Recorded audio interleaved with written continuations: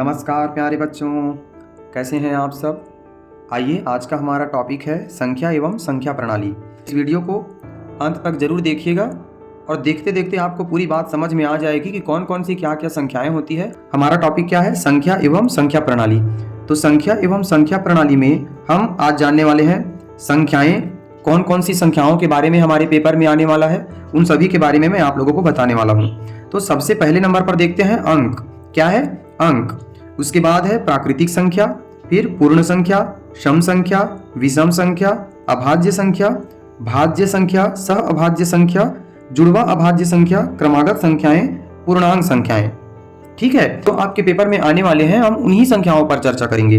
तो इन सभी संख्याओं को आइए एक एक करके क्रम से जानने का प्रयास करेंगे। सबसे पहले नंबर पर दिया गया है अंक। तो अंक किसे कहेंगे हम?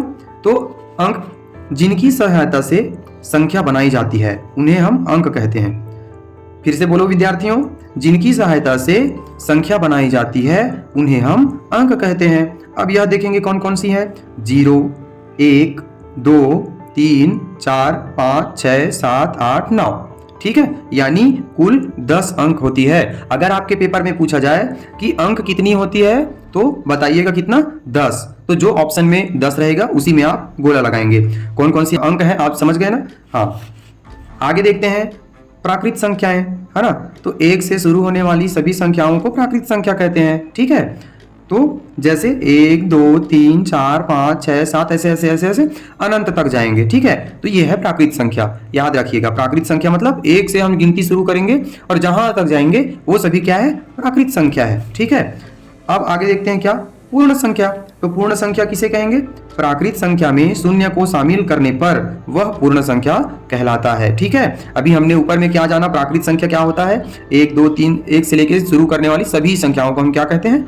प्राकृत संख्या कहते हैं। तो उसी में अगर हम शून्य को शामिल कर देंगे तो वो पूर्ण संख्या बन जाता है। जैसे ये देखिए, अथवा शून्य से शुरू होने वाली सभी संख्याएं पूर्ण संख्याएं हैं, है ना। जैसे यहाँ देखो, हम शून्य से शुरू कर दिए। सबसे पहले में क्या लिखे हैं? 0, 1, 2, 3, 4, ये यहाँ से शुरू हुआ। प्राकृत संख्याओं को हमने कहाँ से शुरू किया था? 1 से लेकर शुरू किया था। अब उसी को हम अगर शून्य से शुरू कर देंगे तो हमारा कौन सी संख्या बन जाएगी बच्चों? पूर्ण संख्या बन जाएगी। ठीक है, अब यहाँ पे एक सवाल आ गया, देखो तो आपके पेपर में अगर आ गया तो सबसे छोटी पूर्ण संख्या क्या होगी? तो सबसे छोटी पूर्ण संख्या यहाँ पे क्या दिख रही है बच्चों? बिल्कुल सही, शून्य दिख रहा है। ठीक है, यहाँ पे हमारा शून्य सबसे छोटी पूर्ण संख्या होगी। अच्छा, ये बताइए तो कि हमारी सबसे छोटी प्राकृत संख्या कौन सी है?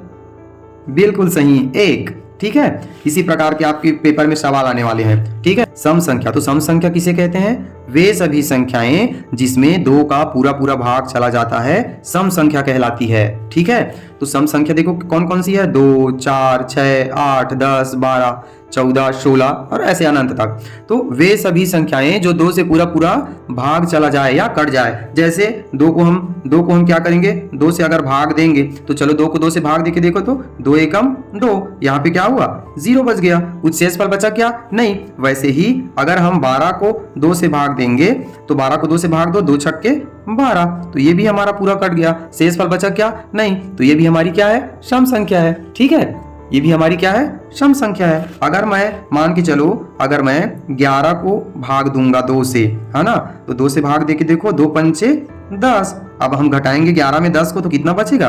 1। तो यहाँ पे शेषफल 1 बच गया। तो ये हमारा सम संख्या हुआ क्या? ये हमारी सम संख्या नहीं हुई। 11 हमारा सम संख्या नहीं है। तो कोई भी संख्या को आप 2 से पूरा पूरा भाग दोगे और अगर वो पूरा पूरा भाग चला जाएगा, शेषफल नहीं बचेगा, तो वो क्या कहलाएगी? सम संख्या कहलाएगी। क्या कहलाएगी? सम संख्या कहलाएगी। ठीक है, अब एक बात सामने आती है, क्या?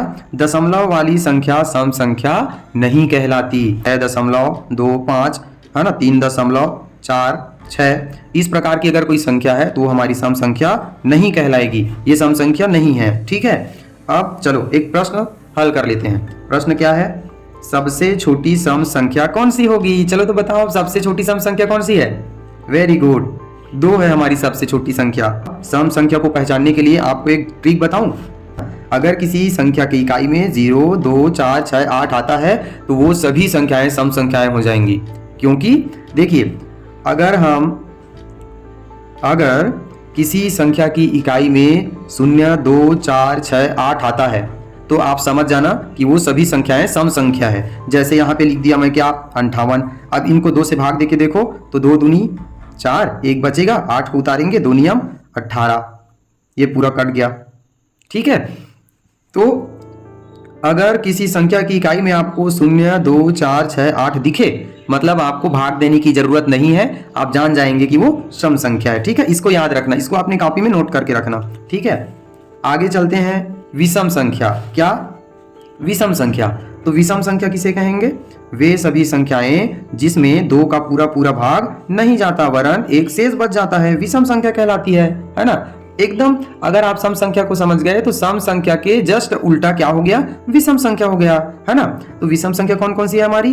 1, 3, 5, 7, 9, 11, 13, 15 इत्यादि, बहुत सारे अनंत तक। ठीक है, तो विषम संख्याओं को पहचानने के लिए क्या ट्रिक है? अगर किसी संख्या, ट्रिक किसके लिए? विषम संख्या के लिए, है ना। अगर किसी संख्या के इकाई में 1 आए, 3, 5, 7 या फिर 9, इन 5 अंकों में से अगर कोई भी अंक किसी संख्या की इकाई में दिख जाए तो आप समझ जाना कि वो विषम संख्या है। ठीक है, तो जो पूरा पूरा भाग नहीं जाता 2 से, वो विषम संख्या होता है। तो देखते हैं 2 से भाग देके, जैसे मान के चलो 11 को 2 से भाग देके देखेंगे, है ना। अब 2 से भाग देके देखे थे हम शुरू में, है ना। देखो यहाँ पे ये 2 पंचे 10 और बचा था ना 1, तो ये हमारा क्या हो गया? विषम संख्या हो गया। अब मैं क्या बताया हूँ, अगर किसी संख्या के इकाई में 1, 3, 5, 7 या फिर 9 आए तो वो क्या हो जाएगी? विषम संख्या हो जाएगी। तो चलो कोई संख्या बनाते हैं। ठीक है, मान के चलो मैं एक संख्या बनाता हूँ 459। इकाई में क्या आया बच्चों? 9। अब ये विषम संख्या है, देखना 2 से भाग देके देखेंगे, ये पूरा पूरा भाग नहीं जाएगा, एक शेष फल बच जाएगा। तो 2 दूनी 4, ये कट गया, 5 को उतारेंगे, 2 दूनी 4, 1 बचेगा, 9 को उतारो, है ना, 2 नियम 18, एक शेष फल बचा कि नहीं बचा? 9 में 8 घटाओ, एक शेष फल बचा कि नहीं बचा? तो ये हमारा क्या हो गया? विषम संख्या हो गया। ठीक है, क्या हो गया? विषम संख्या हो गया। तो अगर आपको किसी संख्या की इकाई में 1, 3, 5 या फिर 7 या 9 दिखे, मतलब आप भाग देने की जरूरत नहीं है, वो क्या हो जाएगी? विषम संख्या हो जाएगी। ठीक है, तो ये है। अब एक प्रश्न आ गया, देखो तो, सबसे छोटी विषम संख्या, चलो बताओ सबसे छोटी विषम संख्या क्या होगी? 1। ठीक है, बहुत बढ़िया, डी ऑप्शन सही है ना। अब आगे बढ़ेंगे। अब बताओ 2 अंकों की सबसे छोटी विषम संख्या, कितने अंकों की?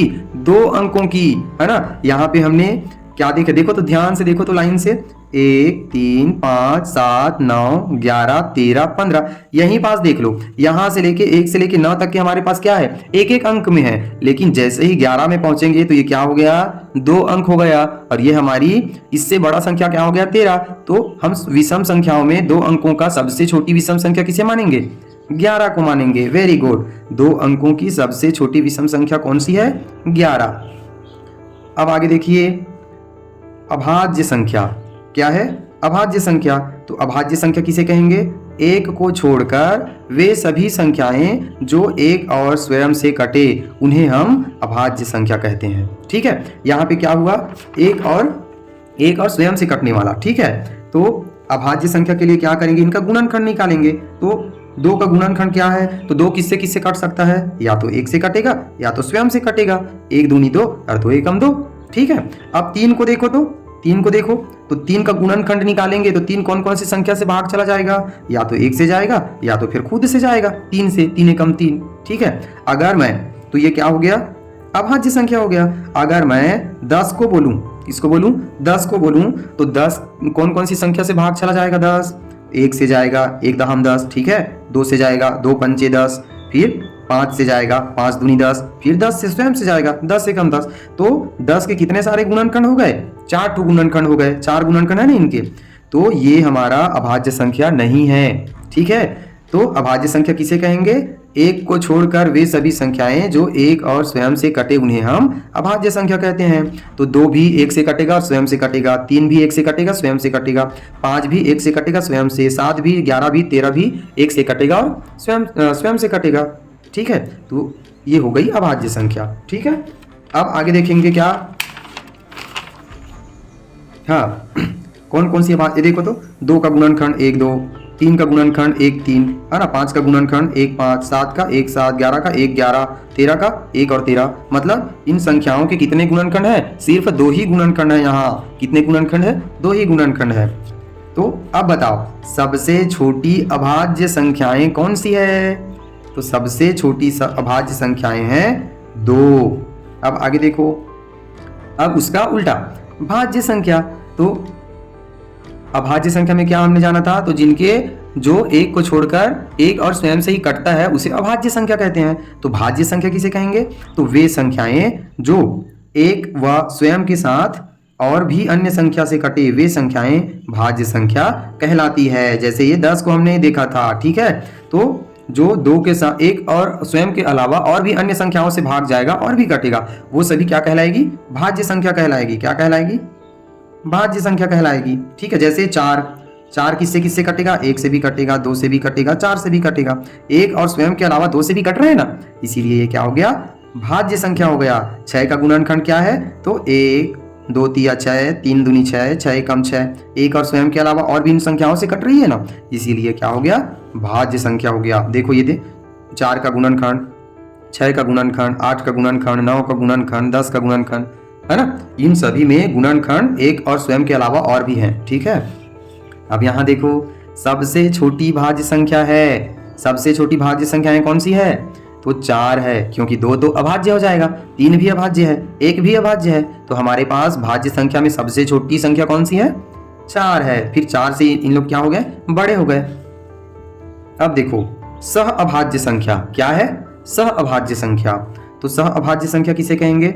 ऐसी दो संख्याएं जिसका महत्तम समापवर्तक HCF हाईएस्ट कॉमन फैक्टर बराबर 1 हो, सह अभाज्य संख्या कहलाती है, ठीक है।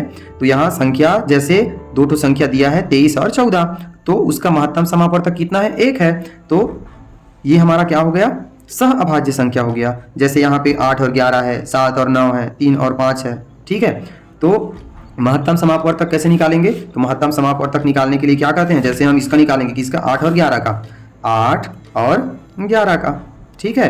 अब ऐसी संख्या बताओ जिस संख्या से ये दोनों संख्या भाग जाए, कट जाए। तो 2 से अगर भाग देंगे तो 2 चौक 8, ये तो कटेगा, लेकिन ये जाएगा क्या? नहीं जाएगा, ठीक है। अब आप अलग अलग भी निकाल सकते हैं। अगर महत्तम समापवर्तक आपको निकालना नहीं आता तो देखिए ध्यान से, ठीक है। इसको काटेंगे, 2 चौक 8, 2 दूनी 4, 2 एकम 2। तो 8 का गुणनखंड क्या निकला? 2 गुना 2 गुना 2, ठीक है। अब 11 का देखेंगे तो 11 कौन सी संख्या से जाएगा? तो ये जाएगा स्वयं से, 11 एकम 11। तो 11 का गुणनखंड क्या हुआ? 11 बस हुआ, ठीक है। अब इसका भी 1 है और इसका भी 1 है आखिरी में, है ना। इसका किसी के साथ जोड़ा बन रहा है क्या? नहीं बन रहा है। तो इन दोनों का महत्तम समापवर्तक क्या हो जाएगा? 1 हो जाएगा। तो वैसे ही जब 2 संख्याओं के बीच में अगर उसका महत्तम समापवर्तक 1 आता है तो वो हम कहेंगे उसको सह अभाज्य संख्याएं, ठीक है। तो ये सब है। अब एक जानकारी पढ़ लीजिए, यदि 2 संख्याएं सम संख्या है तो वह सह अभाज्य संख्या नहीं होगा। 2 सम संख्याओं अगर 2 सम संख्याएं हैं तो सह अभाज्य संख्या नहीं होगा। चलो करके देख लेंगे, करके देखते हैं। जैसे मान के चलो एक सम संख्या लेता हूं 8 और एक सम संख्या लेता हूं 10। अब दोनों का निकालो तो 2 चौक 8, 2 दूनी 4, 2 एकम 2। अब इसको निकालो, 2 पंचे 10, फिर ये 5 एकम 5। अब 8 का गुणनखंड क्या हुआ? 2 गुना 2 गुना 2। 10 का गुणनखंड क्या हुआ? 2 गुना 5। तो इन दोनों में 2 का जोड़ा बन रहा है ना, एक ठन जोड़ा बन रहा है ना 2 का। हाँ, तो ये 2 सम संख्याएं हैं, ये सह अभाज्य संख्या नहीं होगी। सह अभाज्य संख्या किसे कहेंगे? अगर दोनों का महत्तम समापवर्तक 1 आए तब, ठीक है। लेकिन यहाँ तो इनका महत्तम समापवर्तक 2 आ रहा है, क्योंकि 2 का जोड़ा बन रहा है दोनों के गुणनखंड में, ठीक है। तो ये वाली बात है ना। यदि 2 सम संख्याएं हैं तो वह सह अभाज्य संख्या नहीं होगा, ठीक है। समझ गए ना? अगला वाला हम अगले वीडियो में पढ़ेंगे जुड़वा अभाज्य संख्या, ठीक है। तो जुड़वा अभाज्य संख्या के बारे में मैं आपको अगले वीडियो में बताऊंगा। आप जितना मैं अभी पढ़ाया हूं उतना का आप कॉपी में नोट करते चलिए, फिर आपको नवोदय विद्यालय की गणित को बनाने में बहुत ही सरलता महसूस होगी और आप आसानी से गणित बना पाएंगे, ठीक है। प्यारे बच्चों, धन्यवाद। अगले वीडियो में मिलेंगे।